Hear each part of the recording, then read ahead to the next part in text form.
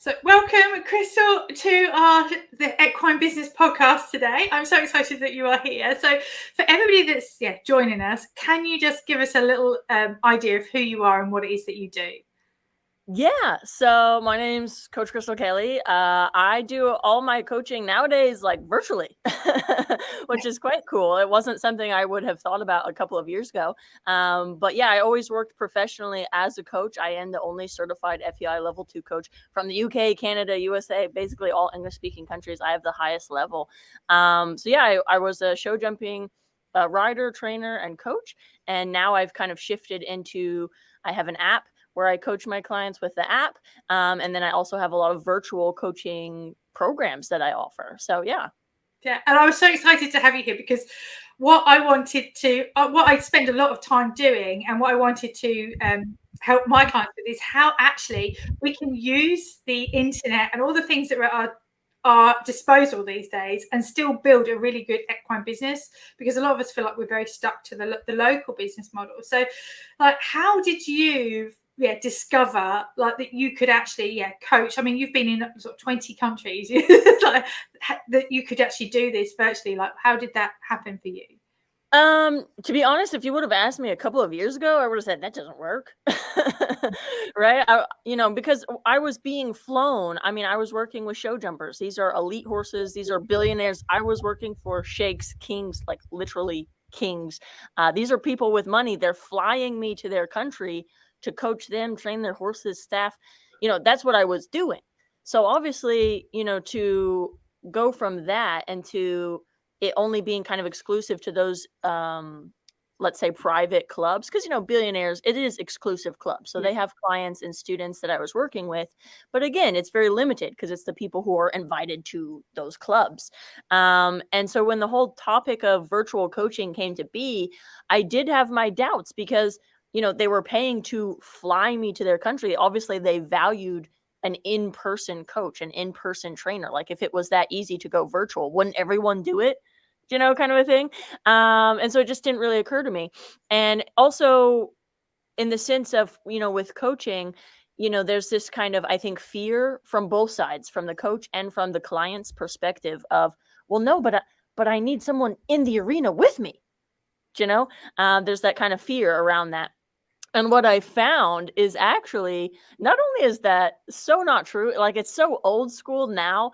Now I'm in a position where, obviously I'm coaching all of my clients virtually, but even myself with my own writing goals, like why wouldn't I contact these people I want to train with and send them a video? Like it's just so valuable to have somebody look at a video of me and then I can see exactly what they're talking about.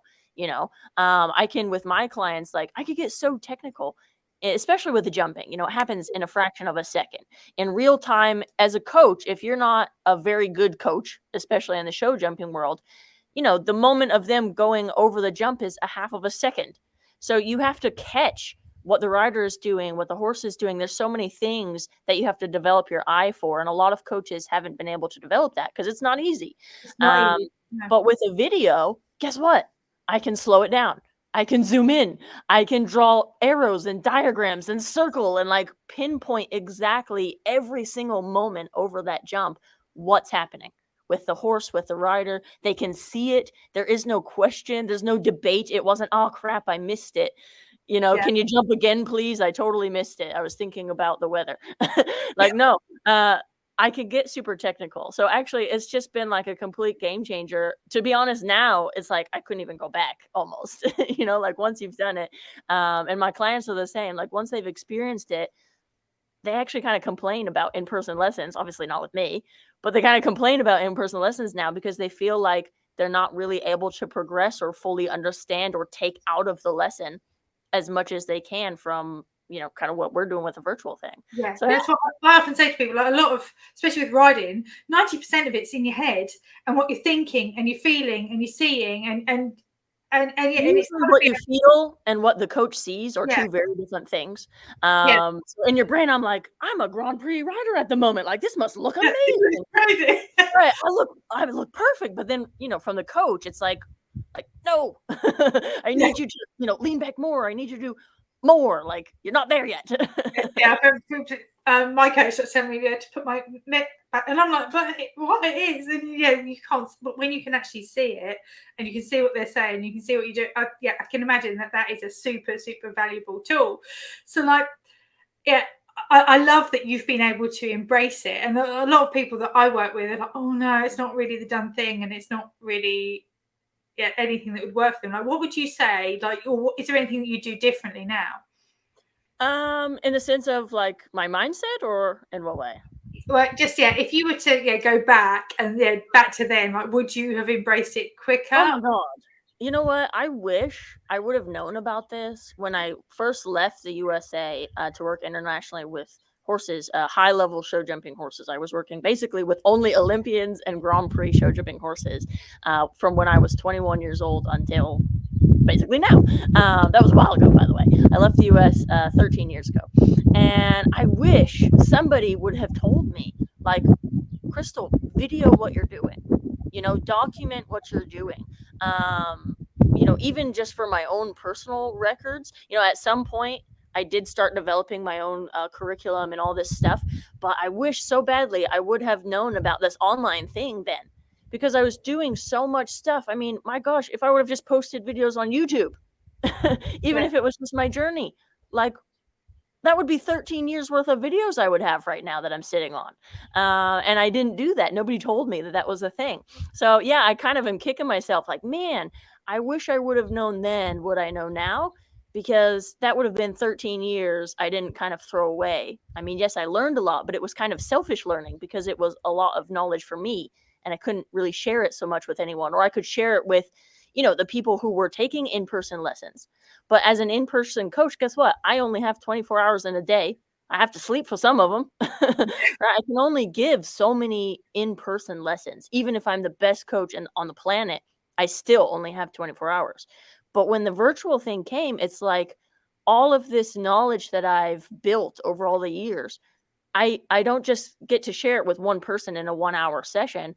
I can now share with tens of thousands of equestrians in the same hour. So like, it's just spreading the information that much more. And it's not just about, me and one person anymore. It's now kind of helping a larger amount of people. So yeah. And so when you said like you wish you'd have shown up on video more sooner, like, did you have any hang-ups? Because I've just got off like recording a podcast episode all about actually showing up on video and having confidence. Like, did you struggle with that at all? Like, actually going, I'm going to do video. I guess because I am a show jumper, and obviously I'm an A player. Like, I'm a competitive personality. I'm not a 99% person. Like, I do stuff 1,000%. So I think because I'm so competitive and I'm used to being in the show ring or competition ring, I never really have a problem. I don't like the way I look. I think my voice sounds stupid. Like, everyone who messages me, they do my app. My app is guided audio running lessons. I can't tell you for how many years I thought my voice is so stupid. No one's going to listen to me, like, with their eyes closed. If they can't see my face talking, my voice is so annoying. And so it held me back for so many years. And guess what? I launched my app and people were actually messaging me like, oh my God, I love the sound of her voice. It's so calming. She's so good. And I'm like, what? Like, why did you tell me that, before? So yeah, when it comes to like videos or even like what you're doing with podcasting, I hated the sound of my voice. I wouldn't have started a podcast 13 years ago because I thought no one would listen to me. Right. But you know what? All of that was just in my head. And once you start actually doing it, you find that the people who resonate with you, like, they're going to find you. And they're going to be so in love with what you're saying or what you're doing that it doesn't matter if you think you look nice, you don't look nice. I mean, I make weird facial expressions. I can't control what my face does. Right? But, whatever. If it's on video and I'm like, making funny faces, oh, well, that's my personality. I can't really stop that if the video catches it. So I said, it's just about people have to gel with you, and they have to know if you're, and video does that as well. And so this is what you get. Like, often what you see is what you get. How you hear me is how I am. And if you don't like it, that's great. We're not the right people. Exactly. But sort of showing up and sort of still giving your value. So, how do you feel like, as your business has grown, and like you said to me, like you've managed to actually sort of really increase your business over the last year. But what strategies and tactics like have you been able to do in order to increase that growth that you feel like you wouldn't have been able to have done in a traditional sort of business model? I think probably what separates me from maybe 99% of businesses which fail, because let's face it, most businesses fail. I think one of the biggest things is some people, they kind of do it as a side thing. They're kind of like, oh, I'm going to try it and see if it works. Me, it was like, I'm doing this all 1,000%, like I'm in it, or I'm not going to do it at all.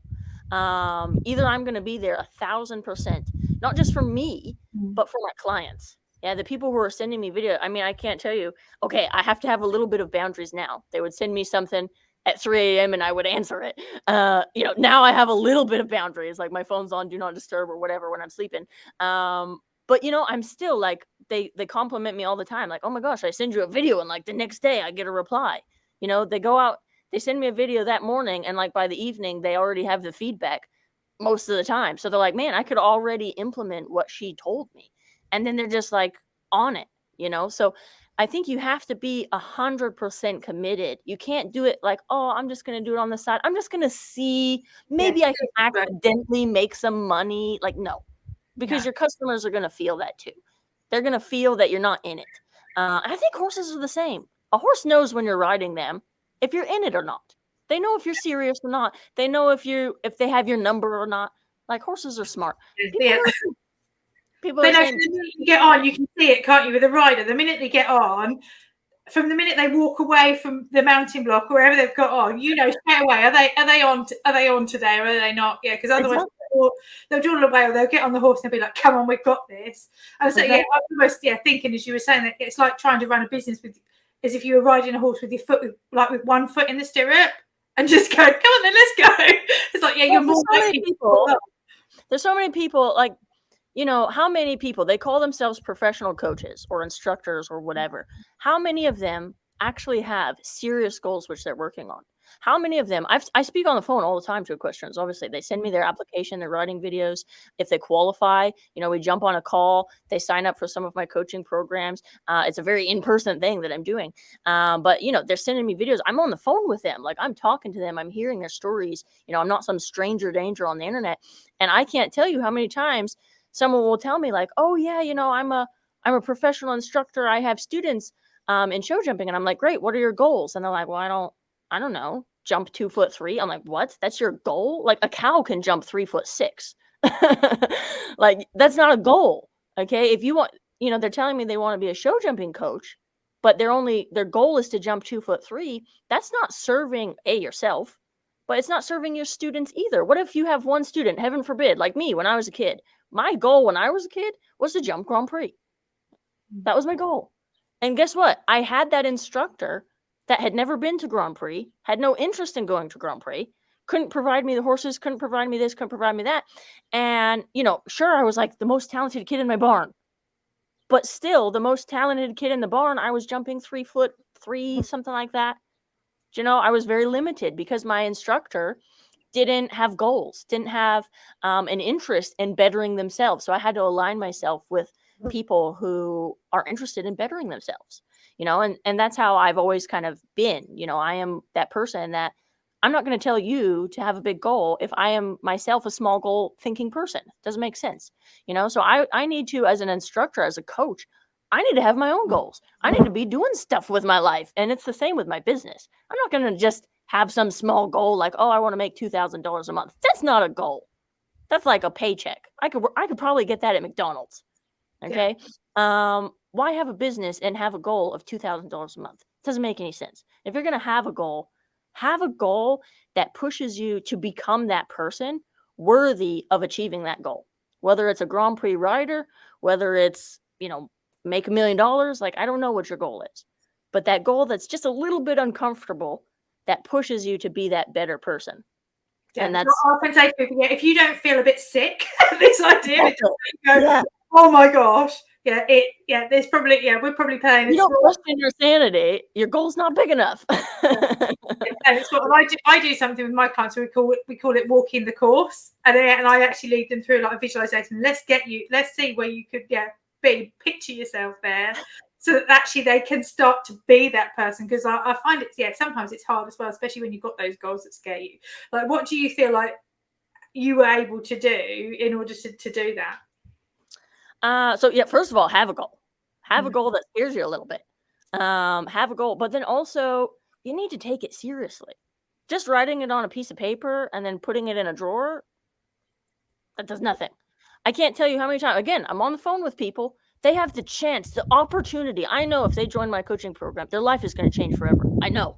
I've had it happen so many times. They say yes, their life changes forever. In so many aspects, not just horse riding, because horse riding solves so many things for us, emotional, spiritual, everything. And I'm on the phone with them, and there's that moment.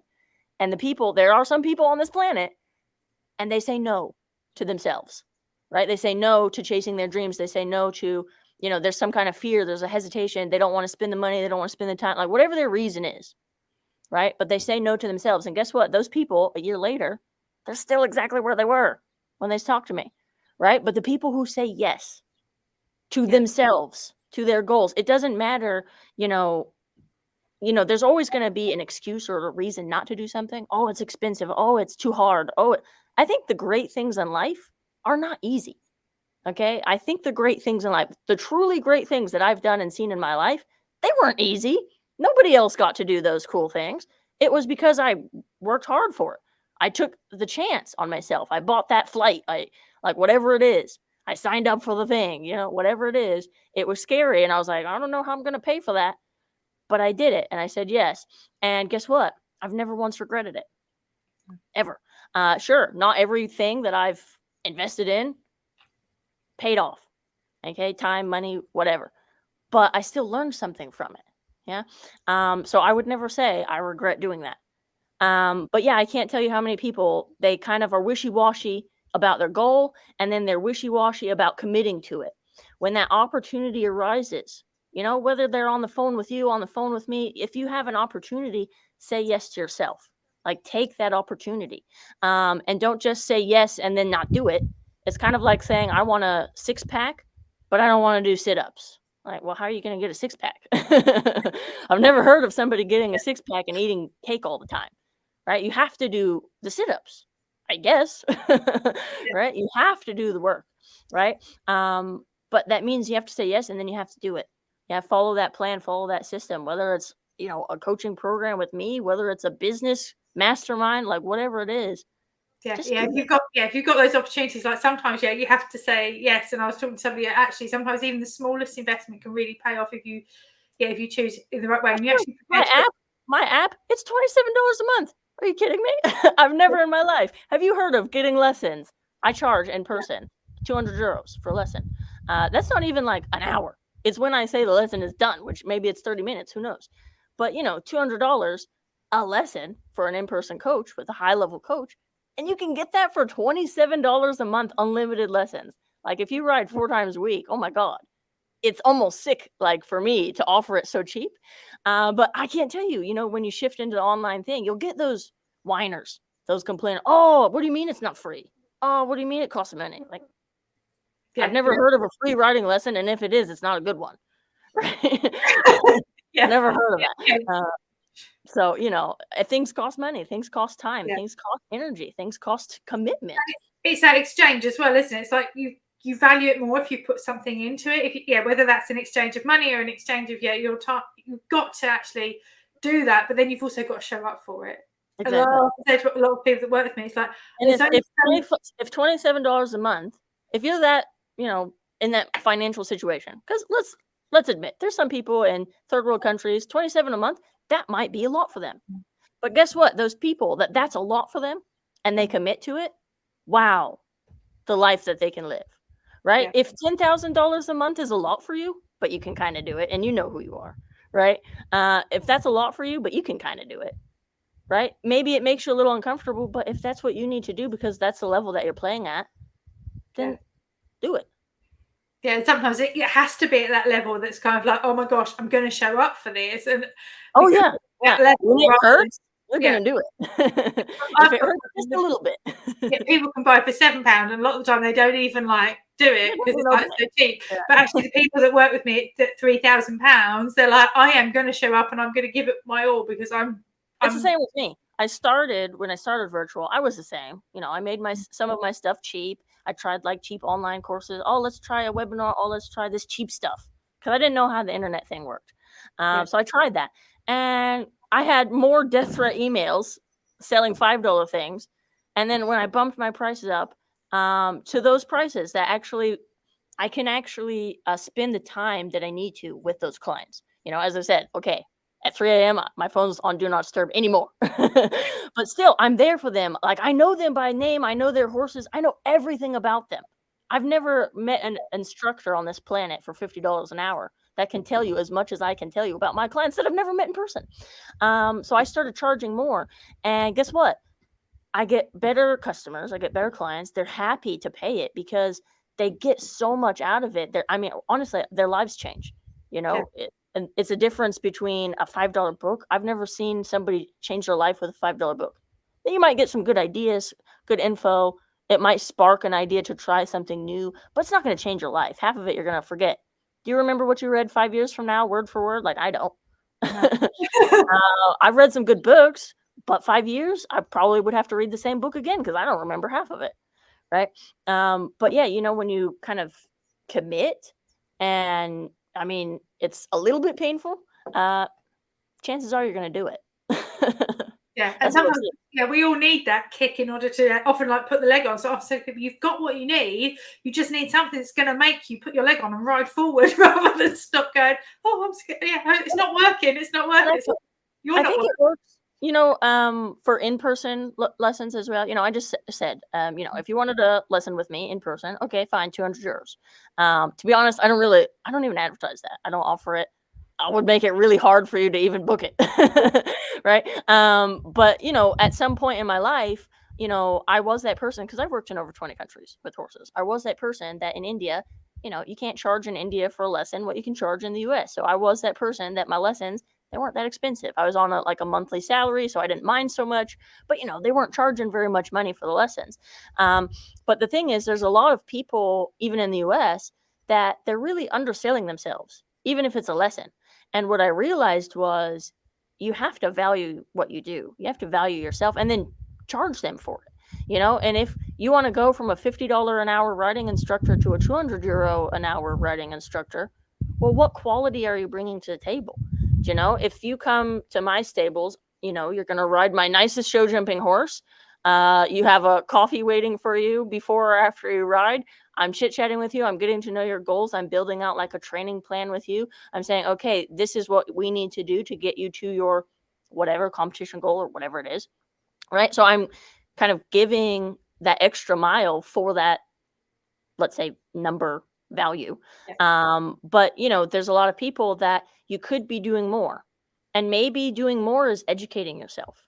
You know, maybe you're not able to give a €200 an hour lesson because you haven't educated yourself and you don't know what €200 an hour lesson people want.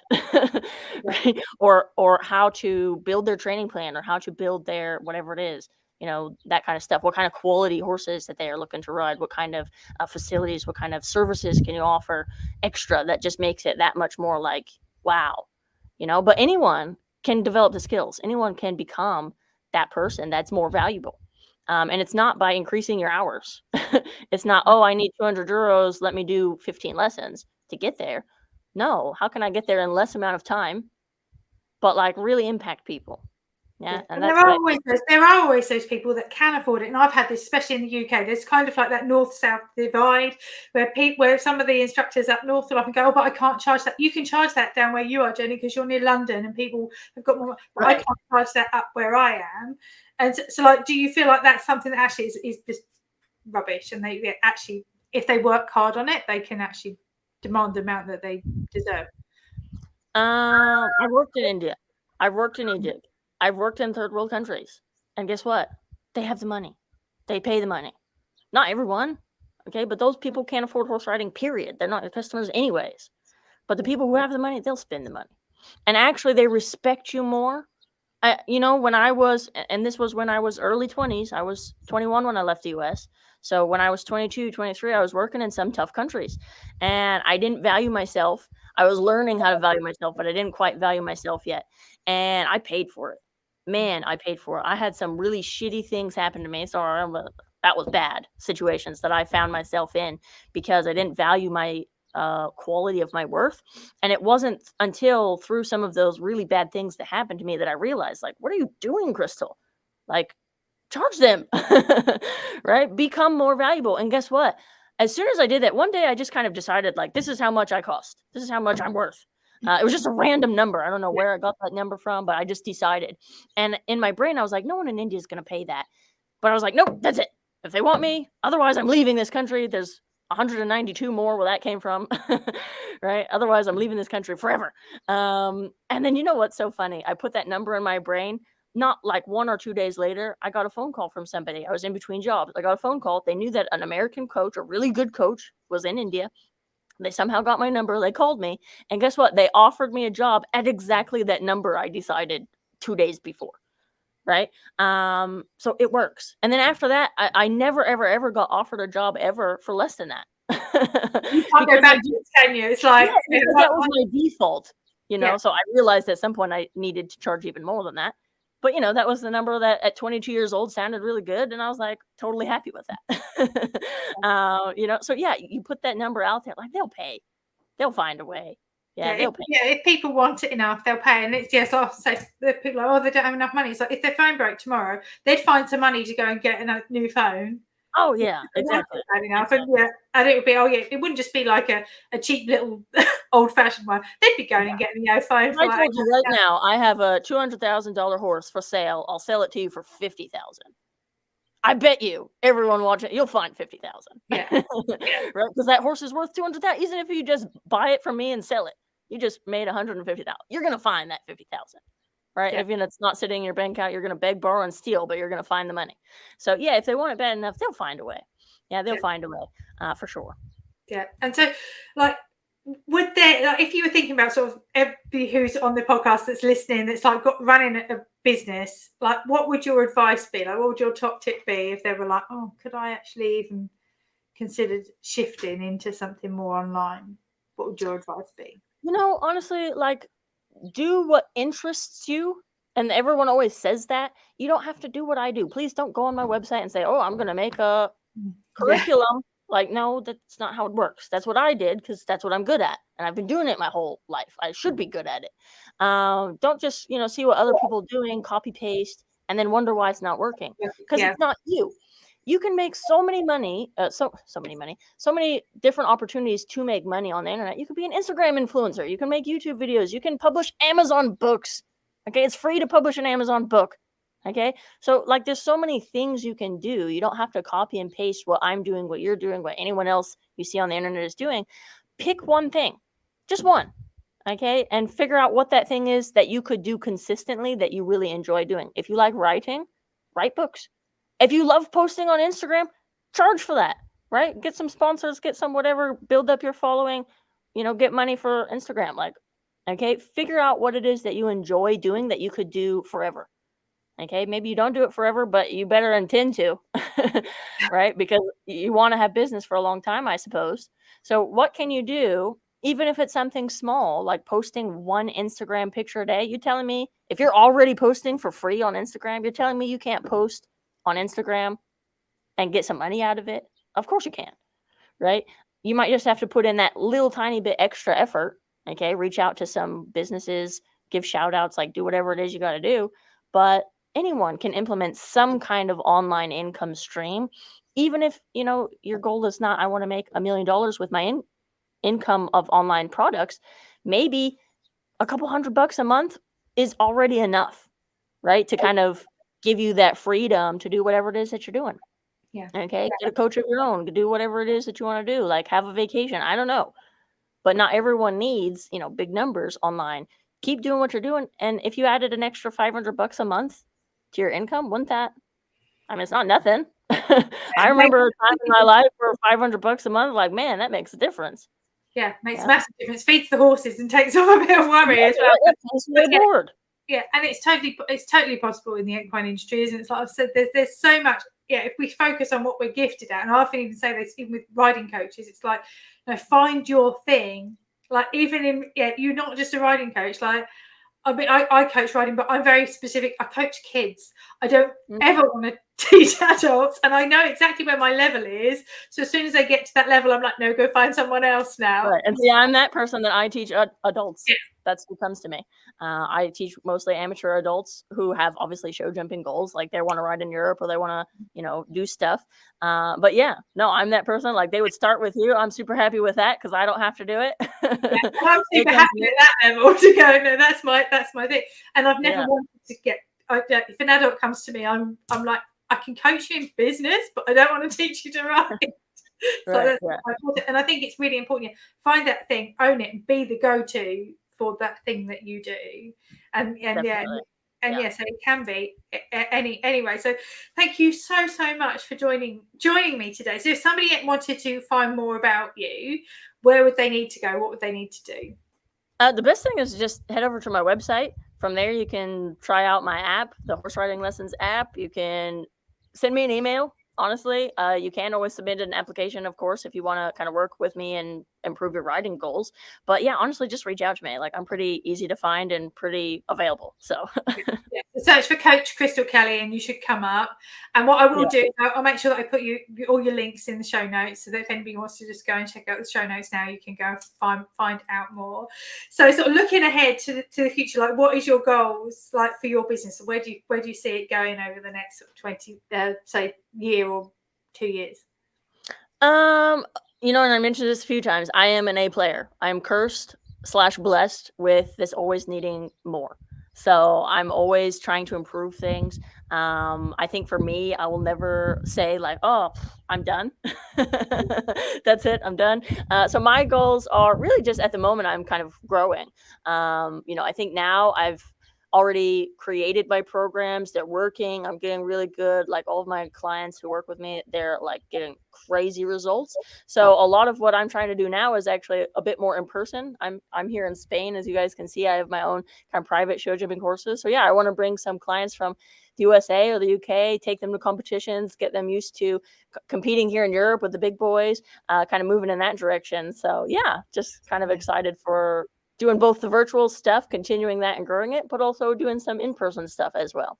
Yeah, and that's the joy of the virtual stuff, isn't it? Because it frees you up to do that a little bit more. Because actually, it can be around those times. This is my private yard. Like this is my home.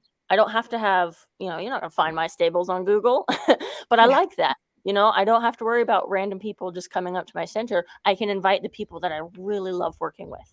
Yeah. And it's like, I can really get to know you. I can match you with my horse. Like we can have such an amazing time at the competitions here in Spain. They go from October until April. Like you just get to party by the beach, show jump. I mean, who doesn't want a vacation like that? But yeah, like when you get to that point and you can kind of pick and choose who you're working with, like it's just so much more enjoyable.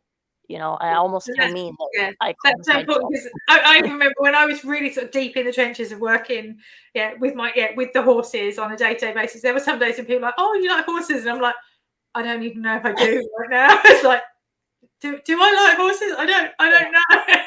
But a lot of us burn out. I think a lot of us do. I burnt out too. I was working full time at these different show jumping stables, and these were high-level horses. I mean, I was like so thankful to get to ride those horses every day, but at the same time, just like you, one day I was kind of like, do I even like this anymore? Like it's so stressful, it's so intense. I'm breaking my bones for what? Like it was just very intense. And you kind of start to lose that love for horses, which is weird because we all love horses. But when you actually start kind of putting yourself into your business and focusing on the people that you enjoy working with and the things you enjoy doing, you're just so much happier. Your horses are happier. I mean, everything about you just radiates happy. You know, and who doesn't want to work with a happy person? Exactly. And the horses want happy people too, so it's benefit all round. So Exactly. so brilliant. Well, thank you so much for joining me, Coach Krystal Kelly, and I look forward to speaking to you hopefully again in the future. But thank you. Thank you so much. And have a good one, everyone. Take care.